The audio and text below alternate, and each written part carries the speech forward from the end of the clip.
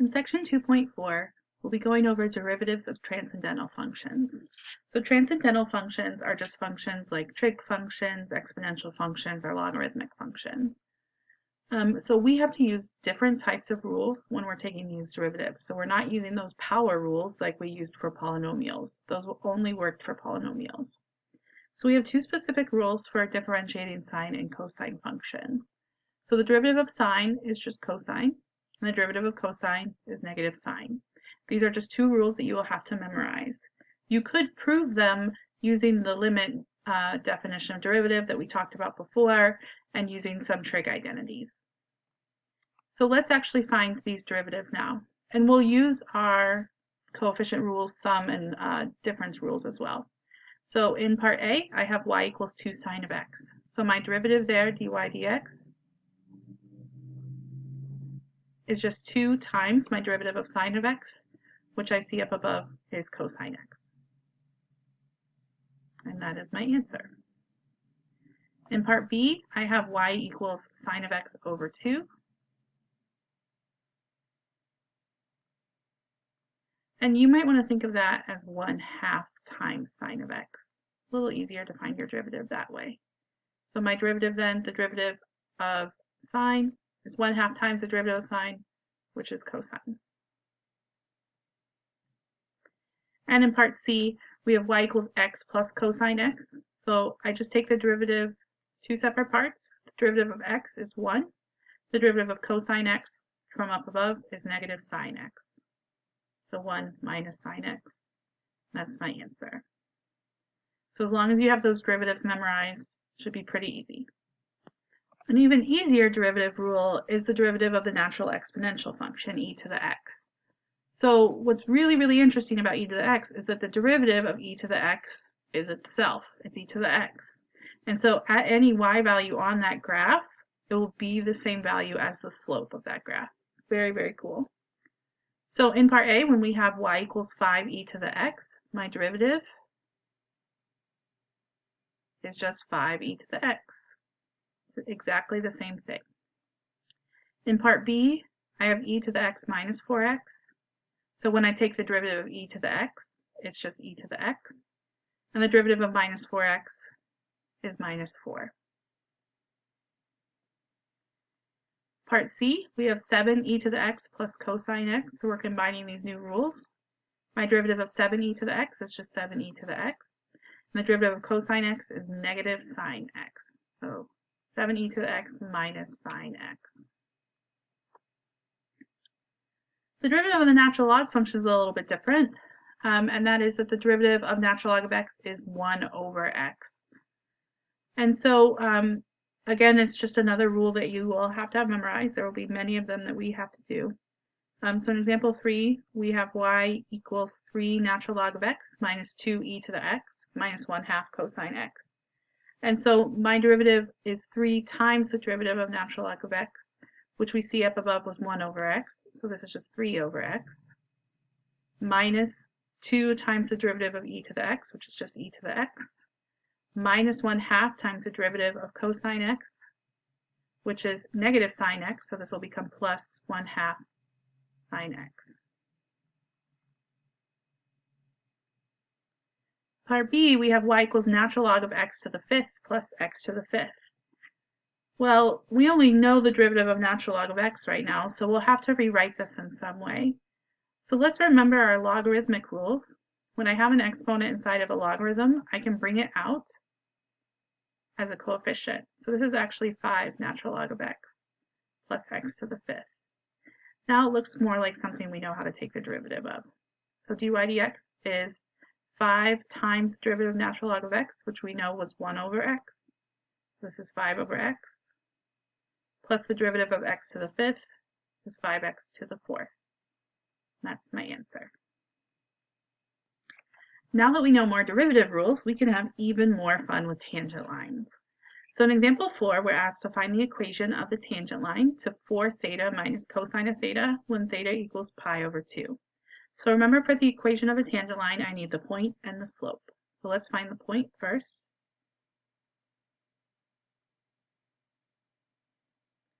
So I need to find f of pi over 2. So 4 times pi over 2 minus cosine of pi over 2. So you will need to remember some trig values here. The 4 times pi over 2 is just 2 pi. Cosine of pi over 2 is 0, so this is just 2 pi. I like to rewrite it with my point still so I can keep track of the x-coordinate and the y-coordinate. Now to find my slope, I need to find my derivative first. So f prime of theta, the derivative of 4 theta, this is just like 4x, so don't let the theta confuse you.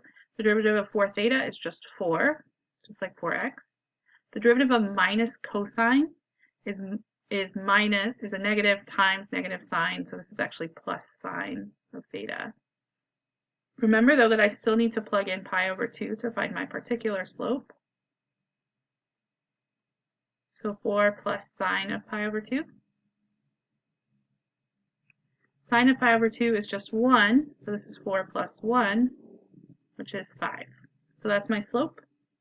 And now I can write my equation. Y minus my y-coordinate 2 pi equals my slope 5 times x minus my x-coordinate pi over 2.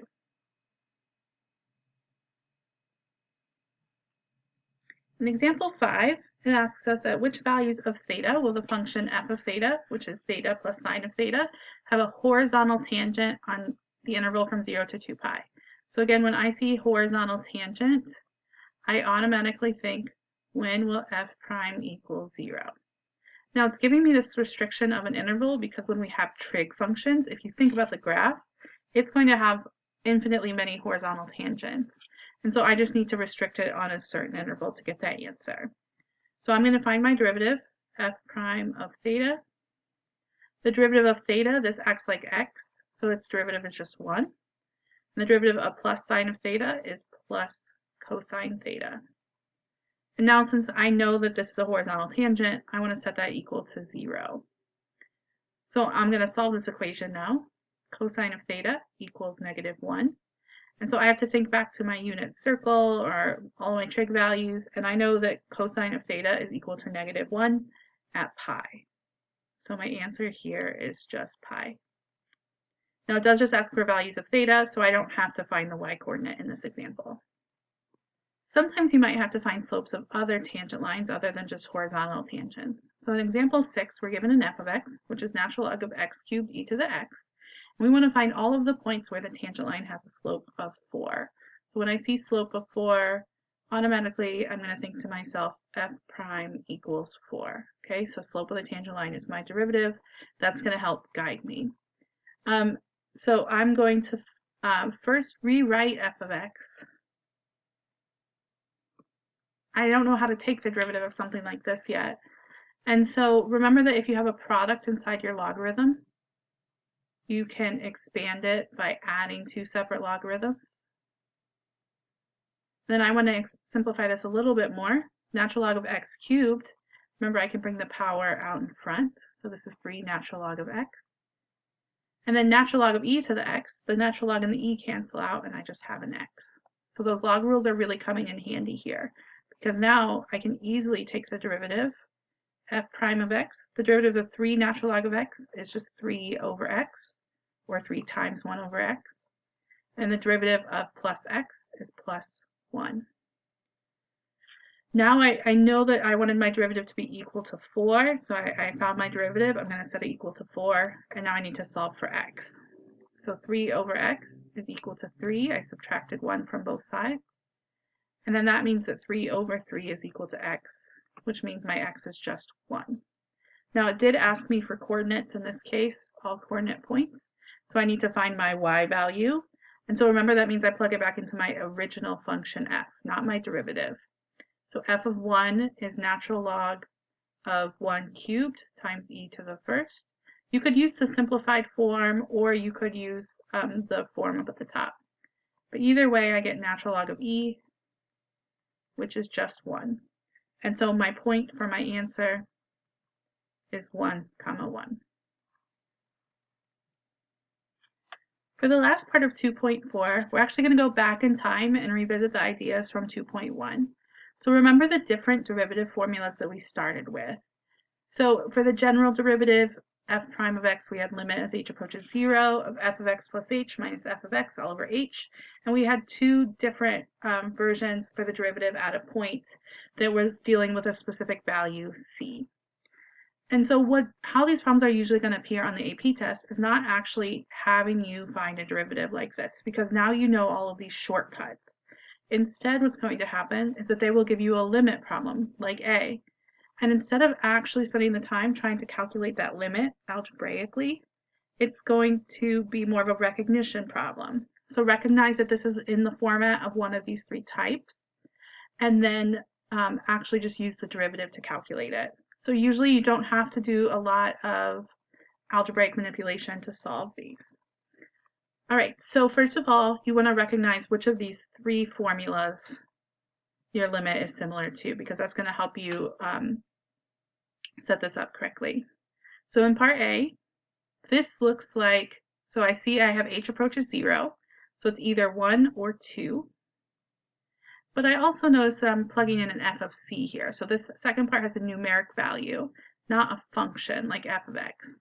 And so I'm thinking this is version 2 of my formula. So in order to figure out what function I'm taking the derivative of, I need to know my f, figure out what f is, and my c. Okay?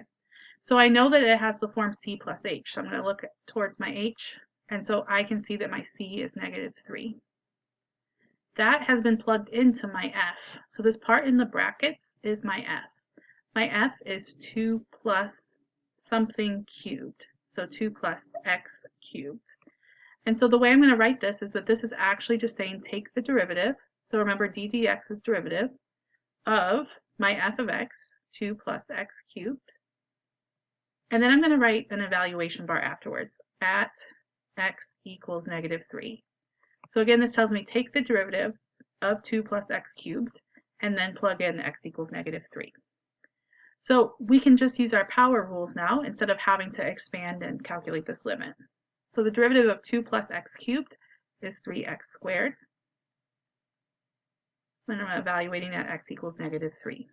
So that means I'm just going to plug in -3.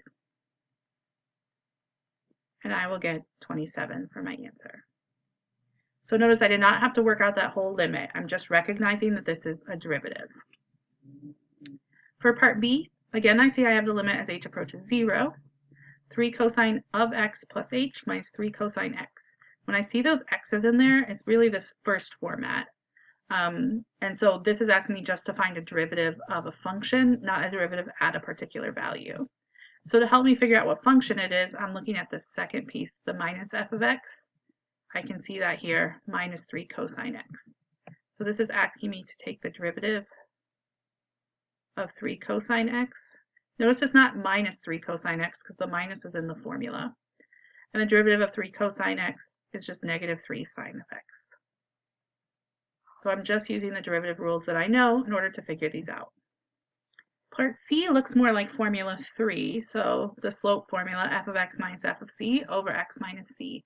And so I can see my f of x right here, and my c either on the limit or in the denominator. So don't get confused by that 3. That 3 is because I took the square root of 9. That's the f of c. So this is my f of x. This is my c. I'm in the format of the limit formula number 3. So what it's asking me to do is take the derivative of the square root of x at x equals 9. That's what this formula is actually doing. Now, if you wanted to calculate that limit on your own, you could do that rationalization that we did in Unit 1. But I think actually the derivative is easier to do. So the derivative of the square root of x, remember that's x to the 1/2, is 1/2 x to the -1/2. And then I'm evaluating at x equals 9. Notice that I don't write the d dx anymore after I've actually taken the derivative. And then I'm going to evaluate this 1 over 2 square root of 9, which is 1 over 6. Now in part D, we don't actually have a formula that has these delta x's in it, but it's essentially just like h. When you see the delta x's, it acts like h. So x plus h cubed minus 5 times x plus h squared plus 4 x plus h, etc. And so this is in the format of number 1. And so this is asking me just to find an f prime of x, not f prime at a specific value. And these ones are easier to spot because I can just see my f of x in the second part of my numerator. So this is asking me to find the derivative of x cubed minus 5x squared plus 4x minus 7. And I can just use my power rules, 3x squared minus 10x plus 4. Part E, this is in the form of the limit as h approaches 0, so I see that, but I see some values plugged in here. So this is that form of number 2. So again, the c is pretty easy because it's just with the plus h, so I know my c is pi over 3. And then my f of x is the part that's outside of that, the sine of x in this case. So what this is asking me to do is take the derivative of sine of x at x equals pi over 3. And so if you calculate sine of pi over 3, that's this radical 3 over 2. That's the sine of c right there, or f of c. So the derivative of sine I know is cosine.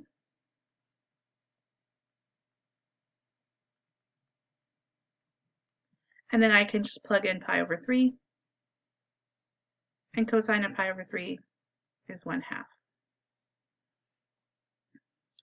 Last one, f, we have the limit as x approaches e of natural log of x minus 1 over x minus e. That is, of course, formula number 3 up above. So it's pretty easy to see my my c is e, and my f of x is natural log of x.